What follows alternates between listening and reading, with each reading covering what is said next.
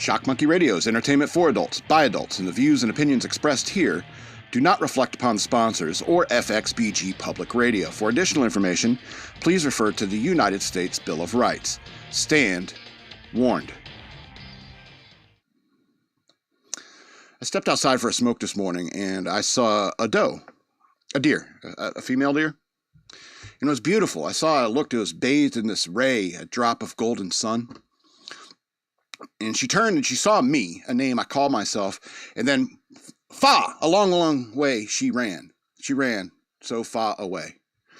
She couldn't get away. So, needle pulling thread. Side note, did you know that la is the Arabic word for no?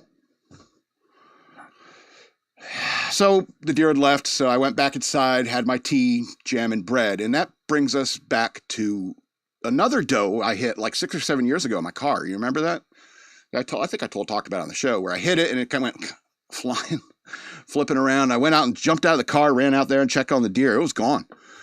I was like, oh my God, I thought I killed the deer. I felt bad. Then I had to deal with the damage of my car. And when I got the bill for the hood, I was like, I hope that thing like limped away like 100 meters into the woods or something and died an agonizing death wondering why did I think I could make it?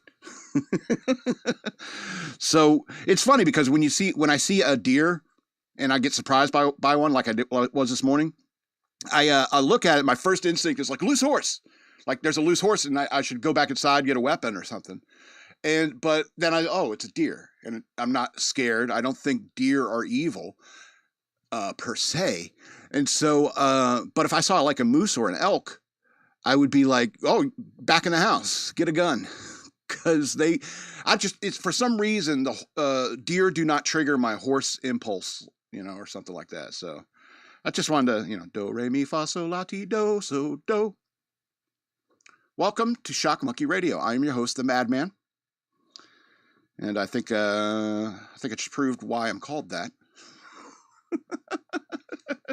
Yes, I wrote all that down.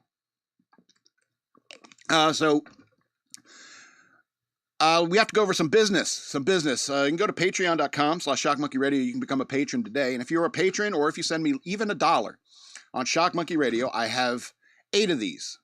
7 really, and I got another one here I'm going to show you. It's a special one. So I got these little mailers, and I got the leftover stickers that I have. All right, and so each one of these packs has one of each of these and 3 of the no horse stickers. And you send me $1 on Cash App, hashtag Shock Monkey Radio, all one word. Put this back in the envelope, and include a line that has your mailing address so I can mail it to you. That way you can keep it private, so other people don't see it. And if you're a patron, I'll just email you directly. If you want some more stickers, because if you're a patron, you got a patron pack. You already have some of these stickers, but this is just some leftover stickers I got.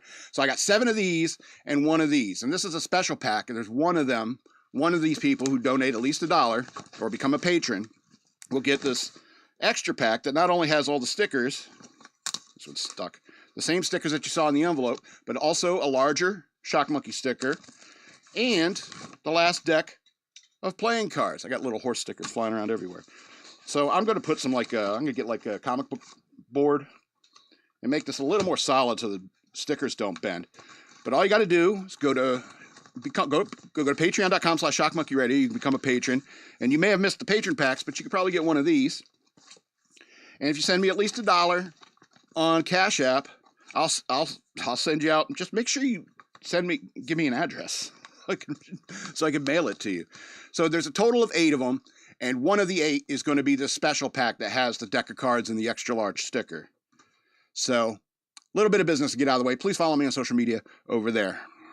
I would appreciate it. All right. So we're going on to this next story here. I was talking with a patron. You're going to need you to pull up that pic here in a sec. I was talking to a patron. Admittedly, I started the conversation because I feel weird like talking about G.I. Joes. And I know you're sitting there, oh no, he's going to talk about G.I. Joes again. Yeah, I'm going to talk about G.I. Joes again. All right, but I asked this patron who's a little bit older than me, so he remembers like the original 82 line of G.I. Joes. And he told me the story about these three brothers he knew growing up. And they all loved G.I. Joe, so they had a ton of G.I. Joes. back in the day. And so he told me the story about how they had the APC, if you can bring that up. And the APC was really awesome because it like doubled as a carrying case for all your Joes. You could pull the top off and then you could put like 24 GI Joes in there. It was great. They even had little, yeah, there's a lot of Joes, and they had even had the foot pegs and stuff to hold them down, supposedly. So additionally, a lot of these GI Joe vehicles were amphibious. You could put this thing in water and it would float. All right, there was a lot of like floating stuff. You know, there's a hydrofoil. There's tons of boats and stuff like that you could actually play with in the water, and they would float. And so he told me about the story about he and these boys went down to this local stream, and it had been raining heavily, and they kind of misjudged the speed of the stream. And so they put the APC in with a bunch of their Joes. And they put it in the stream, and the stream just starts picking up. And so in my mind, I just see these poor boys just running down the side of the river. My Joes! The Joes are tumbling out of the back of the APC, getting lost in the river. And they're just trying to catch up to this APC, get their GI Joes back. He said they lost a bunch of the Joes in the river, and they couldn't find them all. Because, I mean, they remember like we remember there's like 3 or 4 that fell out right around here. And they're like wading in the river trying to find them. It's such a sad story, you know. But, you know, these are the memories that you have if you grew up in the 80s, you know.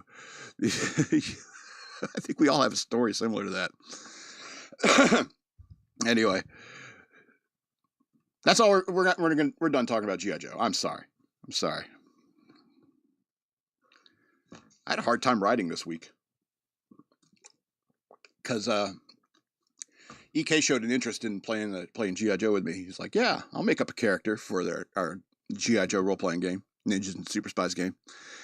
And so my brain went into like, oh, I need to create a world. I need to be a game master and create this world. And so I didn't really think about writing anything for the show until like 2 days ago. And I was like, oh. When I realized I didn't have to game master on last game night, was it 2 days ago? Monday? Yeah. My brain's like, okay, you can relax. You kind of built a world, because when I start to get into game master mode, I'm constantly thinking about it. It's like in building this world. And you can bring up this picture that I found on the internet that kind of reflects my thoughts on this process. Because I saw this, somebody said that my 14-year-old is going to run his first D&D campaign, and this is what he sent me. And I love it. And 14-year-old is yes, awesome. Your 14-year-old is awesome. And so, and this is what happens in your mind, except it's when you're building a world in a role-playing game. And admittedly, I find it to be a whole lot of fun. In many ways, it's more fun than writing for the show. You know, building that world. EK has done this himself, where you build a world and it's just fun to construct this alternate universe that you control everything in. And so it can kind of get up in your mind. And so it's funny because I haven't been game mastering for a long time because I've been doing the show. Because it would detract my brain power away from the show. So if I game master in a game, it's always on my mind. And if you've ever been a dungeon master or a game master, I'm sure you understand the same thing. It's like you want to make it interesting for your players, so you try to make it interesting for yourself, even if you have to throw in some bunnies of doom. A bunch of bunnies holding swords and axes and spears. Reminds me of that in Monty Python and the Holy Grail. It's like, it can leap, it's got big teeth, look at the bones. Look at the bones. Tim is hilarious. And so I don't know what to tell you. It's like I want to game master. I mean, it's always fun to be a game master, but at the same time I wonder if the show will suffer. Do you think it sucks so far? Because I've been thinking about it all week. I thought the Doe Ray Me thing was pretty clever. I like it. That's just me. All right. That's all I wanted to talk about with that. Creating worlds. I was thinking about how the internet is changing things. I think accents are going away. I think there's going to be, because of the internet, we're not going to see many accents anymore in the English language, particularly in America. When I lived up north, I had kind of a northern accent, I suppose. I mean, I didn't use as much. Now I use some southern slang, but it's because I'm mid-Atlantic. See, I was born up in Connecticut, but I did spend many years in the South in Georgia, and back when I lived in Georgia, I had a mullet. I did. I had a mullet, and I talked a different way. I had a different way of talking. But then we moved to Virginia, and it was a little bit less. It's what they call like a more mid-Atlantic accent. And that was kind of the beginning of the homogenation of like the East Coast accent in many ways. It's like, even now, it's like, it's hard to find chicks with a Long Island accent. Hey, how you doing? You know, it's rare that you run across. And any girl that has like a Long Island accent, oh my God, I want to talk to you. I for some reason, like people are like, oh, Fran Drescher's voice is annoying. I know it's not necessarily Long Island. It's just that whiny Jewish girl voice, I guess. They find her annoying, but I think she's hot as hell. and totally would. I know she's way older than me, but I don't know. It's like accents and like, I like that kind of stuff. If I've ever met an Irish girl, oh my God. It's impossible to miss. Let me put it this way. Have you ever seen a beautiful woman, beautiful Southern woman in a sundress ask you, would you like some sweet tea? Yes. Yes, I want that. Whatever it is. I want that. And unfortunately, I think the internet is making like accents go away. I mean, you can still see a little bit when you watch those body cam videos from La Crosse, Wisconsin. Hey, we're just trying to help you out here, bud. Hey, quit fighting us, eh? We're cuffing you right now. We're going to put you under arrest for DWI. You shouldn't be driving that way. We're just trying to help you out here, bud. And so I think accents are getting eliminated because everyone's like on the internet. And so we're going to get like a similar mid-Atlantic kind of accent going all over the country. And I wonder if that's happening in like other places that have internet. Like is French becoming more homogenized? You know what I'm saying? Because of the internet. And because, you know, that's the point. It's like the Canadian French is different than French. You know what I mean? And so I wonder, because of the internet, are they starting to homogenize in the way they speak? Like, it's hard to tell. Are you from France or are you from Montreal? I don't know. You from Georgia? Are you from New York? I don't know.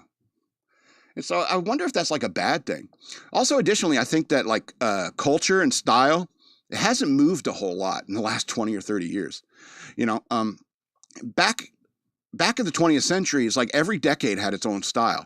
You know, from the big band era of the 40s, and then moved into the 50s with the you know, doo-wop, you know, and the greaser look, and then the 60s with the hippie look and the, you know, Zeppelin and Grateful Dead and stuff like that. The hippies in the 70s moving in towards like a later hippie era, and then into disco, and then the 80s were their own awesome time, which is probably the best time I ever lived in, with guys in short shorts and mullets and lots of hair. And so everyone smoking cigarettes. And the 90s with grunge and stuff like that. But after that, you know, there's really not been a whole lot of movement in culture. And I think that is because of the internet. You know, when styles like the 60s movement like popped up, it started in like the Haight-Ashbury district of San Francisco. You know, and it was the time when, are you going to San Francisco? God, that's such a cumbersome line just to reference it.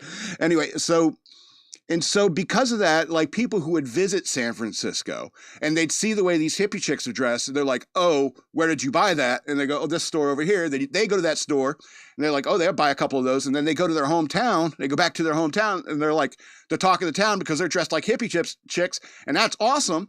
Plus, additionally, hippie chicks were like dressing very revealing, you know, and a lot of photographers for Time and Life magazine were all dudes. And they're like, oh, yeah. Click. Chicks basically wearing a bikini in the 1960s. I'm taking pictures of that. And so because of that, the media like influenced the style and so forth. And even in like the 50s and so forth, the media did influence that, you know, whether it be through pop culture, you know, Marlon Brando, James Dean, that kind of thing. It did influence the culture, but because of the internet, it is kind of homogenized culture. And so like regional little trends and fads don't really work out the same way anymore because of the internet. Am I too wrapped up am I sniffing my own farts here? Am I making any sense to you?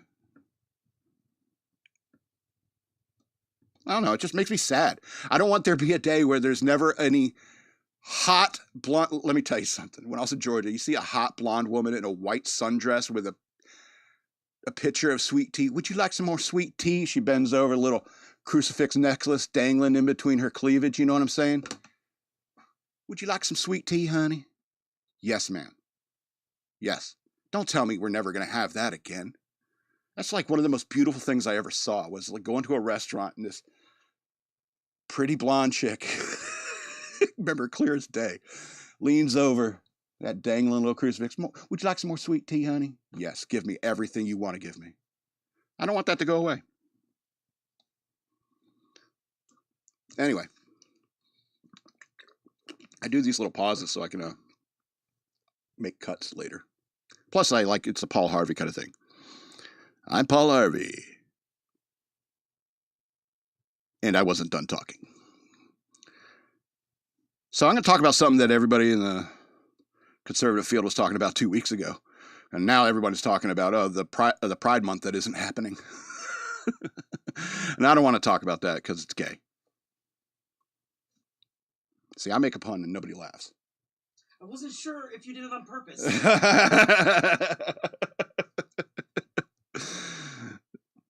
All right. But I want to talk about black fatigue, and I'll tell you, first thing that comes to mind when I think of the words black fatigue is I can't get enough of Avery. I am not ever going to get tired of that guy.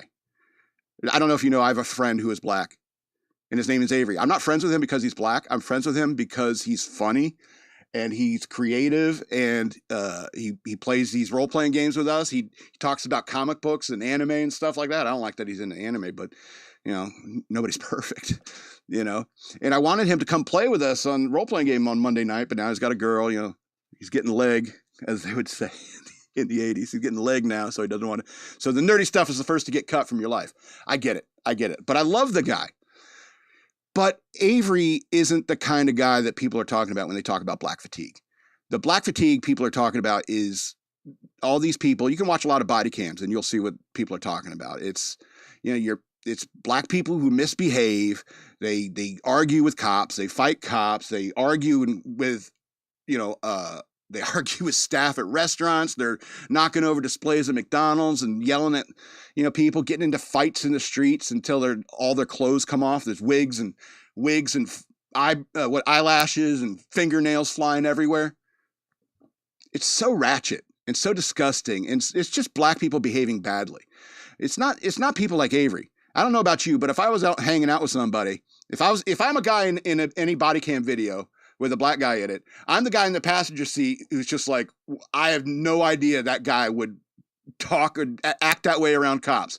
I'm never hanging out with him again, because I don't hang out with people who behave that way or who want to live that way. And yes, Americans, not just white people, believe me, it's not really a racial thing. All right. What I'm saying is my friend Avery is black, and he's not one of these people that I'm tired of. I can't get enough of that guy. You know what I mean? But there are plenty of people, and it's not just white people. It's like everybody who wants to live in a peaceful, sensible society. They're sick of all these like dramatic, ratchet black people yelling and screaming and fighting cops and fighting society and fighting each other in public. And because everyone has a camera, we're all seeing it now, and we're tired of the ratchet behavior. Just behave yourself. It's not a racial thing. And there's people who want to make it a racial thing and say, see, like black people just can't behave in proper society. And that's not true. That's not true. All right. We're all people, and we can all choose to live a certain way. It's just that a lot of black people have chose to live that way for a very long time. All right. And they should look at themselves. I know nobody's going to listen to me because I'm a white guy. I know nobody in the black community is going to listen to me. It's like, you need to look at yourselves and say, hey, you need to start taking personal responsibility for your life. Quit blaming everything on your skin, because the only one who's obsessed with your skin is you. All right. And don't be like the kind of person to see like all of them are like that. It's like, no, Avery is awesome. I think Avery's a Christian. Is Avery a Christian? You ever talk to him about religion? I think so. Yeah. And so, and most of my friends who are black are Christians. You know what I mean? And a lot of them don't get as much attention as they should. I think Avery should be held up as a hero and not people like George Floyd. George Floyd was a terrible, violent, vicious person. All right. But the unsung heroes of the black community are people like Avery. He's nerdy. He uses his mind. He's a creative. He's constantly working with other guys. I don't even know he's putting out videos and stuff like that. Good for him. And he works a regular job on top of that. And he's getting leg. He's getting so much leg. He's like, man, I can't play Heroes Unlimited with you guys anymore. And we're like, screw you, man. I can't get enough of you. I don't have any black fatigue from you. And these guys don't get celebrated enough because he's not interested in like illegal activities and not interested in gang banging or anything like that. And I guarantee you, if Avery got pulled over by the cops, he's not the kind of guy who'd fight him. He may come to us later and have fun. It's like he arrested me because I was driving while black. And we're like, yeah, whatever. What'd he find in the car? That's beside the point. You know what I mean? So when it comes to black fatigue, I don't know. We're tired of the misbehavior. We're living in a society. Learn to deal with it. I would like the society to continue. I don't know, because I've met people like EK in the society. I met people like Avery in the society. So we can still be racially tolerant, but you got to understand it's not about skin color. It's about accountability for your behavior. It's about owning who you are and trying to participate in society. Anyway. Am I lecturing? Because I'm going to lecture again. I got another segment here coming up. Welcome to my TED Talk. Boy, TED Talks went downhill, didn't they? Yeah. Wow. They used to be awesome. And then, anyway. Now it's just a girl named Ted talking. Yeah, a girl named Ted talking. All right. Are you an Ameri-Can or an Ameri-Can't? I want to believe I'm an Ameri-Can. Now, I've heard people over the years, particularly younger people, they would say things like they made a mistake or something. They'd say, oh, well, I have ADD, I have dyslexia, I have allergies, so I can't, I can't be held accountable for that. What? That's ridiculous. And there's a huge list of these things. Oh, I got this such and such disorder, so I got, dyslexia. I got dyspepsia. I got gas. So I can't do this, And I was wondering about like how many of these kids in this modern era, I think about your kids, if you have kids. But I also think about my friends' kids who are at that age where like almost everyone gets diagnosed with something. You know what I mean? Where especially like young boys, they come out of school and like the teacher's always, oh, he's real hyperactive. He's got ADHD. So no, that's just boys being boys. I don't know if you know that, being a woman. And that's the problem. The schools are run by women. And they don't understand boys at all. And so there's like, oh, there's obviously something wrong with him because he won't sit still for 8 hours a day as a young boy. And so they say, oh, he's got ADHD. And so that kid goes on the rest of his life thinking, well, I have ADHD, so that limits my life in some way. And I don't think you should do that. Even if you have been diagnosed with something like that, I don't think you should let yourself be limited by the concept of it. You know what I mean? When I was a kid, I could, if I had been growing up in today's culture, they would have probably called me a high functioning autistic because I was quite nonverbal until I was like, I don't know, 14 or so. I didn't talk a whole lot. And if you went to middle school with me and you clicked on my channel and here you are, you're like, wow, this guy talks a lot. He ended up talking a lot. Or I thought he was retarded. He didn't talk at all. And he was weird, So I could have been diagnosed along those lines if I'd been growing up in today's culture. But even if I'd been like diagnosed, I wouldn't look at it as something that's going to hold me back. Like somebody says, I think you're autistic. And I'm like, well, what does that mean? It's like, it means you're awkward with people. You're odd, you're eccentric. That's all it really means. You're odd, you're eccentric. You can still learn how to do things. Like I wasn't very verbal until I was like 14. Then I found my voice, literally. I learned how to use my voice. And I became quite, I don't want to say good at it because 215 subscribers, but I became like dedicated to mastering it as much as possible because I had been so nonverbal. Even if you went to high school with me, you're like, he never talked this much. It's like you watch an hour of this show, it's like I've never heard him speak that much ever. Because I wanted to get into radio. I wanted to master this, what I perceive to be a flaw of my character. And so I learned how to do it. And you could say, like, and these kids may grow up and there's somebody calls them and says, well, you're high functioning autistic, when you're really just odd or eccentric. And the next thing you know, you're 18 years old and you're like, I need to do something with my life. I can't get into college because I'm autistic. That's why I couldn't get good grades, because I'm autistic. I couldn't get good test scores because I'm autistic. I can't join the military because I'm autistic. And I remember I told this one guy a while back about, he was about 18, thinking about joining the Navy. He's like, I got, dyslexia. And it's like, don't tell him. He's like, what? Don't tell him.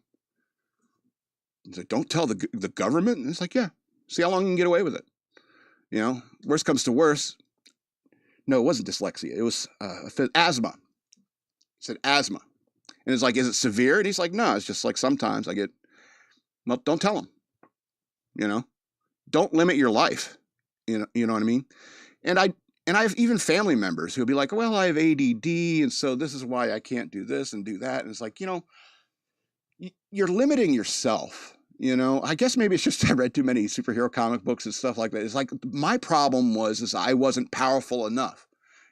I was like, oh, if you just give me a little bit of Superman's power, Lord God, give me a little bit of Superman's power, and I would do things you wouldn't believe. Instead, I'm stuck in this Batman-like body with, admittedly much fatter, and much more out of shape, but I have all the power that Batman has, all the capability of Batman, and we all do.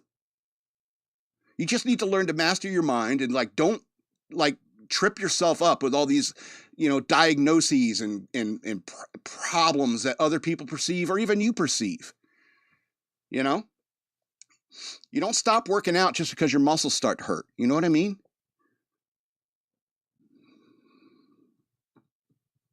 I don't know. I'm in a weird mood, I suppose. Let's get into the news. I'm just sorry. I'm sorry about preaching. Somebody says we should make this our new logo. Oh, yeah? Yeah. A lot of people have actually said that should be our new logo. It's friendly. It's friendly, but I'm not. All right. Let's go to the next news story. First news story. All right. Just checking the chat. All right. Good. All right. Major U.S. city led by GOP mayor now top cop bucks sanctuary trend to do what's right. Jeez. Stephanie Price.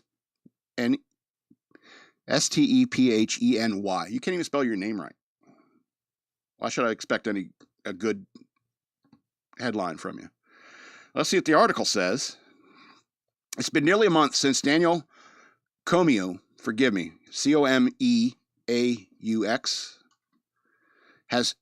Comeaux, was sworn in as the new chief of police in Dallas, where he's taken a different approach to the immigration enforcement that his predecessor and working to align with the state's sanctuary policies. Quote, we're going to do what's right, and we're going to be there to help our federal partners, he told Fox News Digital during an interview. If there's a federal agency that's doing an operation and they need our assistance, we'll be there to help them. As long as they're doing as long as they're doing what's by the law and they're doing it with respect in the right way, the DPD will be there to assist. Dallas Police Department. Comeux, forgive me, I cannot get this guy's name right. Forgive me, sir. Also has supported Dallas Mayor Eric Johnson, who said during a previous interview with Fox News that he would support efforts by President Donald Trump, to deport undocumented migrants accused of violent crimes. Of course, we'd support that, Johnson said during the interview. Of course, we'd stand by President Trump in an effort to get rid of people in our country illegally who have violent criminal records and who commit violent criminal acts here. Texas has taken a hard stance against illegal immigration, particularly during the Biden administration. The state deployed authorities with its border with Mexico and took on the campaign of busing migrants to Democrat-run cities to bring attention to the flow of illegal immigration into the U.S. Johnson, who served as Dallas's mayor since 2019, made headlines in 2023 when he announced that he switched from the Democrat Party to the Republican, explaining his decision in a Wall Street Journal op-ed, American cities need Republicans. Dallas, one of the top 10 largest cities in the U.S., saw a significant decrease in crime after Johnson took office in 2019. According to the AP, Dallas is the largest city in the U.S. to be led by a GOP mayor. So that's good news, right? Bring justice back. I missed that motherfucker. You know, I think people are starting to come around to this. I mean, we got into this mess because we're overly nice. You know, because our hearts bleed for those people trying to get to a better life. We look at our lives and we're like, I understand why these immigrants want to come here. You know, but you got to do it legally. I'm sorry. Otherwise, the criminals, the terrorists get in. You know, we have to screen them. That's the way it's got to be. And because like the whole idea of like liberal sensibilities being like, well, we can give these criminals a second chance. Let's go easy on them. Let's go easy on them. We shouldn't arrest these people who are trouble. You have something to say or you're just listening? Better headline. Oh, EK, what are you doing? You playing with AI or something? Just, it would be so easy for them to put just a little bit of effort. I know. Policy pivot. Mayor-in-Chief chuck the charter. I have a feeling you didn't even use AI. Did you use AI? Red state reversal. Red state reversal? City scraps sanctuary status. So this is AI. I mean, I gave it very specific instructions. Make it short, throw a pun in there, make it alliterative. This headline is too long. That's what I mean. Stephanie Price. Stephanie Price. You're going to lose your job to AI, Stephanie. Tell me you heard that. You are going to lose your job to AI, Stephanie. She can't even spell her name right, so that's... You crack me up, Eric. All right, let's go to this next one. All right, Democrat governor ripped as total disgrace after vetoing bill limiting Chinese land ownership near military bases. How do you have like absolutely no... do you not know how military, like intelligence works? Or what it is? Do you know what intelligence is? How about if I say the word spy? Do you know what that is? How about signals intelligence? No, if you don't understand spy, you don't understand signals intelligence. You don't understand human intelligence, and you don't understand that if China buys land next to a military base, they can get all that. They can get human intelligence, they get signals intelligence, they can get photos. You know what I'm saying? They can get spies in there. You know what I mean? Anyway, I just read the headline, and I know what this is all about. So Arizona Democratic Governor Katie Hobbs, who is up for re-election next year, by the way, garnered backlash Tuesday after vetoing a bill aimed at preventing China from buying up land next to strategic assets such as military bases. Arizona State Senate Majority Leader Janae Shamp said the politically motivated veto was utterly insane, blaming Hobbs for being an obstructionist against safeguarding our citizens from threats. However, Hobbs said the bill SB 1109 was ineffective at counter-espionage and did not directly protect American military assets in the state. Counter-espionage. You don't have to have counter-espionage if there's no espionage. You know what I mean? If there's no Chinese, there's no espionage going on, then you don't have to have counter-espionage. Anyway.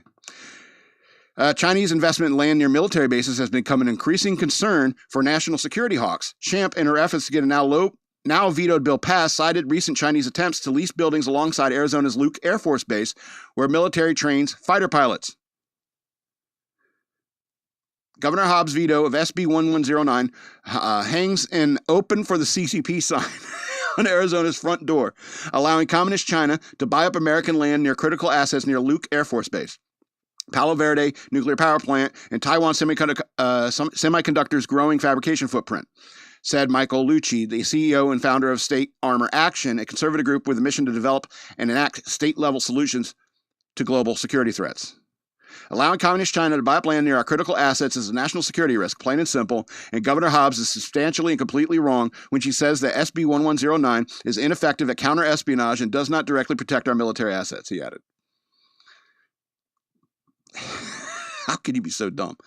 You know, I'm surprised that this is even discussed. I mean, I understand you're at the state level. You're, a governor and state legislature and so forth. But certainly there's got to be ex-military people there who've worked or know what intelligence is. And as that comes across their drifts into their consciousness, it's like somebody, hey, China's buying up military land near the buying up land next to the military base. Anyone who's been in the military should say, that's a really bad idea. They're like an enemy. I don't know if you know that. They hate us because we want to feed their people, and they're like, no, we're going to continue to starve them and get rich off them. You know? So, how could you be that dumb? Dumb. See, this is why I had to game master the G.I. Joe game, because I would be arguing with whoever game mastered. It'd probably be you. That's not how the military works. That's not how these things work. All right, let's talk about a little bit more military stuff. So, Navy ship USNS Harvey Milk to be renamed as part of the Pentagon's warrior culture shift. It's a NATO ship though. So, Defense Secretary Pete Hegseth has ordered the renaming of the U.S. Navy ship named after San Francisco gay rights activist Harvey Milk. The news outlet Military first reported on a memorandum issued by the Office of Secretary of the Navy rolling out plans to rename the oiler USNS Harvey Milk. Oh my goodness. The outlet oiler. You know what I'm thinking? You know what I'm thinking, right? Right up the old tailpipe. Anyway. We'll put the nozzle right in there, you know what I'm saying? The outlet reported that the defense official said the U.S. Navy is making preparations to strip the ship of its name, and that Hegseth has directed Navy Secretary John Phelan, hope I got that right, sir, to do so. Period. The outlet reported the defense official said the U.S. Navy was making preparations to strip the ship of its name, and that Hegseth has directed Navy Secretary John Phelan to do so. Period. Peter Pinedo, you're terrible at your job. Fleet feels the heat. Fleet feels the heat. See what I'm saying? See what I mean? I have 215 subscribers. Look how much better we are at this than you. The memo directing and renaming the ship said the move is meant to mark a shift in the culture of the Department of Defense and U.S. Navy in alignment with the President and SecDef, Secretary of Defense, objectives, and the SecNav, Secretary of Navy, priorities of reestablishing the warrior culture. Yeah, because nothing strikes fear into the heart of our enemies like the USNS Harvey Milk. It's a NATO ship, and even though the U.S. owns a lot of USNSs, they're American made. NATO is gay. And it's an oiler named Harvey Milk. I think somebody was having fun when they did that. It's that like the directive came down, we have to name it after this degenerate. Harvey Milk was a degenerate. I don't know if you know that. Like, I hope I'm going to get controversial here. Like many gay guys, they're kind of half pedophile, kind of half pedophilia. A lot of gay guys, they start young, 16, 17, stuff like that. And they meet an older guy, sugar daddy. And they do things for a while until he gets too old for the sugar daddy to care. And then they move on, and then he becomes the sugar daddy. From pride to power. For pride to power. Okay. Navy trades milk for muscle. Navy trades milk for muscle? Not bad. Not bad. See, this is fun. This is fun? You having fun? Okay. But let's be honest. Like Harvey Milk, he's a pedophile, he's a degenerate gay man, and like naming a ship after a gay man does not strike fear into the hearts of our enemies. Oh no, here comes the Battleship Liberace. Oh my God, it's the guided missile cruiser Freddie Mercury. How do you know it's the Liberace though? How do I know it's the Liberace? I don't know. There is no battleship named Liberace. They don't make battleships anymore. I don't know. Should that be the title? The Battleship Liberace? I don't know. I was thinking about Doe Ray Me, but I think Battleship Liberace is probably a good one. All right. Yeah. Yeah. You gotta project a tough guy image, and sorry, Harvey Milk is not a tough guy.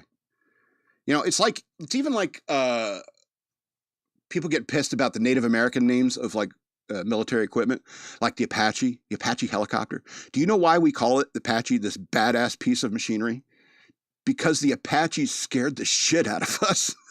They were ruthless warriors. And so they were building helicopters hundreds of years later, still going, is there an Apache coming? genetic fear of Apaches. It was no joke, the 300 and some years that we were at war with Native Americans in this country. You can say what you want about us wiping them out and stuff like that, but they made us pay. They scared the shit out of us to the point where we're naming like helicopters Chinook Apache. We're terrified of you. All right, let's talk about this terrorist attack that happened in Boulder. Boulder GOP chair slams tolerant policies enabling terror after Molotov attack. So I'm sure you heard of this in Boulder, Colorado. Following a recent terror attack in the heart of Boulder, Colorado, the county's GOP chair said local and state officials who enacted policies protecting individuals in the U.S. illegally are trading the law for tolerance. Illegal Egyptian national Mohammed Sabri Soliman, 45, was arrested Sunday after allegedly throwing Molotov cocktails into a crowd of peaceful pro-Israel demonstrations near Boulder County's courthouse while yelling "Free Palestine." What a piece of shit. Authorities said 8 people suffered burn injuries. A total of 12 people were injured in the attack, which happened on the eve of Shavuot? Shavuot? I don't know. It's a Jewish holiday. I don't really follow them. I guess, what was Ben Shapiro saying? It was like when they received the Torah on Mount Sinai. I don't know. I try to collate that. Anyway, quote, I find it interesting that with all these things that have happened in Boulder, the one thing that's drawing out the most press and getting the most news is anti-Semitism. Boulder County Republicans chairman Peg Cage told Fox News Digital. Anti-Semitism is a big deal right now, and that person was guilty of that, and he admitted it himself. But if you look at what he did, it was what he has done with the United States. Immigration authorities confirmed Soliman overstayed his non-immigrant visa, which was granted during the Biden administration. He allegedly flew into Los Angeles International Airport on August 27, 2022, with orders to return home by February 26, 2023. However, he never left, filing a claim with U.S. Citizen and Immigration Services just 1 month after his arrival in the country. So I guess it's like standard practice. Once you get in the country, you work to stay in it. On March 29, 2023, Soliman was granted work authorization, which is valid for the March of this year. I mean, he waited until his daughter had graduated. He had nothing to lose, Cage said. He was here illegally, and then he committed the crime. Oh, great. So he's got children, too. The attack took place near an event called the Run for Our Lives, a worldwide grassroots organization that advocates for the release of Israeli hostages held since October 7, 2023. The local Run for Their Lives chapter gathers in Boulder weekly. So he knew it was a target, I guess. Boulder Weekly, where is that? Okay. Soliman, who authorities claim drove an hour to commit the act of terror, allegedly said that after the attack he would do it again. Quote, frankly, if he hadn't been in the heart of the Boulder, somebody probably would have shot him because we're that way here, Cage said. The reactions that I'm seeing, it rather confirms that America First agenda and our president and our Republican Party. I think crimes involving illegal immigrants are just becoming more pronounced, and it's making us side more with our side. Okay, that's how you talk. It's weird. Yeah, what irritated me about that video is like nobody was coming after him. It's like, in there any men around in Boulder, Colorado? When just two guys. I think there was one fat guy yelling at him, but he wasn't really doing anything. You couldn't rustle up 4 testicles to go and like pin this guy down. What's going on? I'm kind of disappointed. I'm sad that it happened, and it's terrible that this man did this, but I'm kind of disappointed in the men of Boulder, Colorado. You couldn't get a couple of swinging dicks in there to take care of this? Anyway. Basically, this is a surprise just as much as just like, thank God nobody got killed. This person talks weird. And dang, why didn't somebody get him out of here when he first overstayed his visa? Cage said. We weren't following our laws. Why weren't we following our laws? They're too tolerant and they think it's a good thing. They talk weird. She added that contradictions to President Trump's directives are plainly visible in the Boulder County website and in public settings. We go on the Boulder County website. It's basically how to stay here if you're illegal. Oh my God. We had the Cinco de Mayo event, and the booth next to ours was how to avoid ICE, Immigration and Customs Enforcement, and how to report an upcoming ICE event that you may know about. So no, I'm not surprised. I'm disgusted. It needs to stop, and it makes that come clearer into focus. Is that how you talk? Ugh. You should be female cops, I guess. Yeah. So, like, for example, like Biden will never face justice for this. You see what I'm saying? This is why I've said several times during these shows is like, bring justice back. I miss that motherfucker. I want iron on wrists. You know what I'm saying? I want people cuffed, because people getting killed. They're getting burned by terrorists, by Islamic terrorists. I don't know if you know about Islam. A lot of terrorists.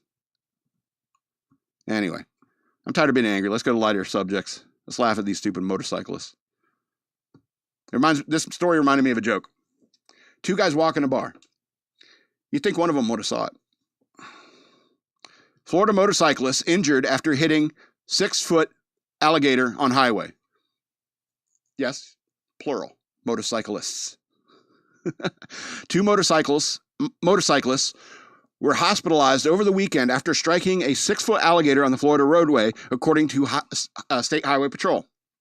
This bizarre collision took place on Saturday, around 6 p.m. on Interstate 4 in Volusia County, according to WOFL, the Orlando-based Fox affiliate that spoke exclusively with both bikers.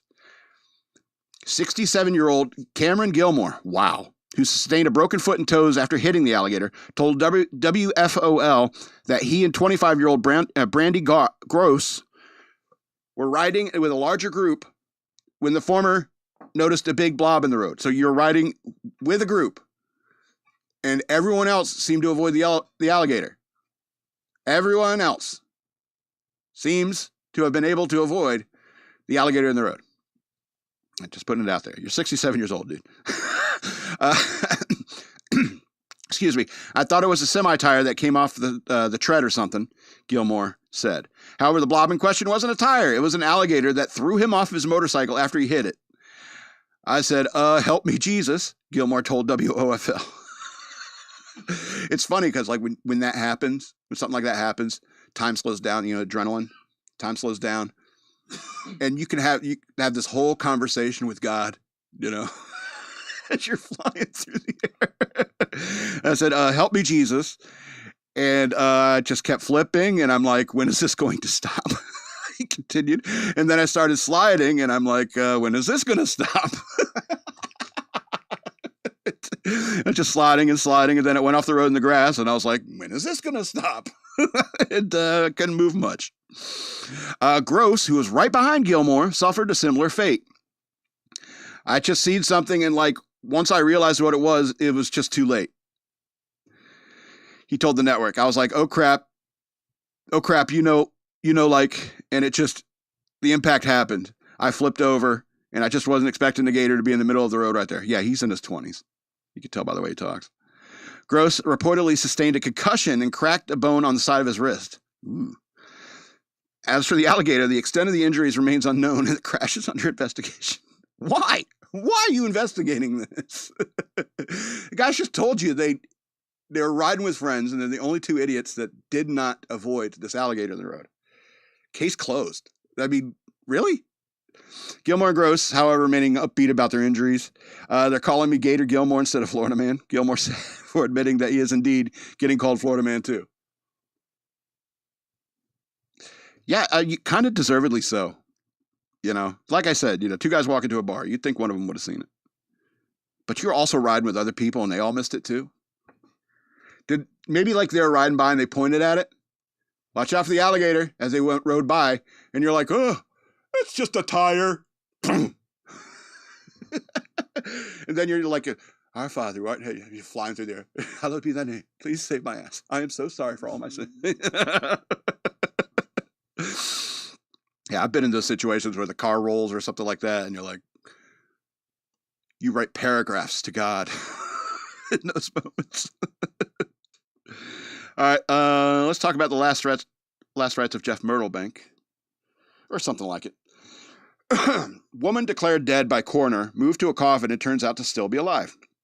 A woman in the Czech Republic showed signs of life in her coffin after paramedics and coroners confirmed her death.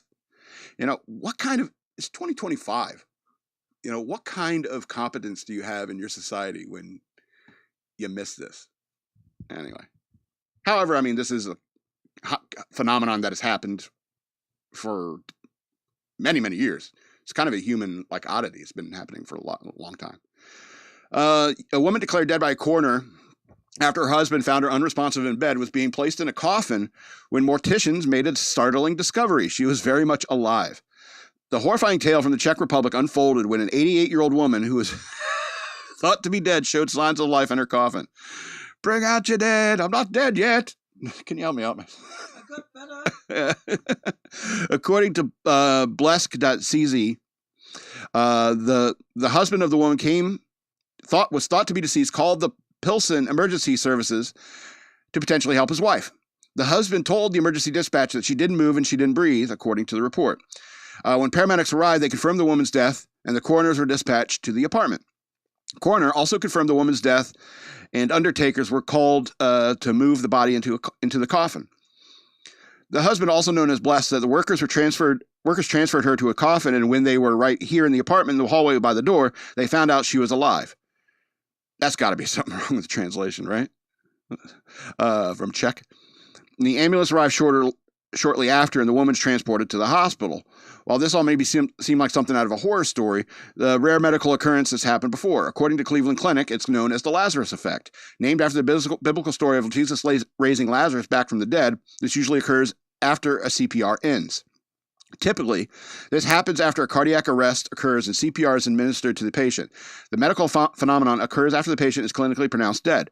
For some time later, the patient will begin to show signs of life and must continue to show these signs for a few more seconds. According to the National Institute of Health, there have been 74 confirmed cases in the U.S. from 1982 to 2022. It is still unknown how or why the Lazarus effect happens. And so we've actually known about this effect for a long time. In fact, one of my favorite Twilight Zone episodes is called The Last Rites of Jeff Myrtlebank, and it's about the story of this young guy who got real sick, and everyone thought he died, and so it begins at his funeral, and he sits up in the coffin, and everyone freaks out and runs out of the church. He comes out, he's like, they're like, "How are you? You okay?" He's like, I'm good. I'm real hungry." Because he's been dead. He was real sick, and they thought he was dead. About to bury him. But then everyone starts saying, "Oh, he's different.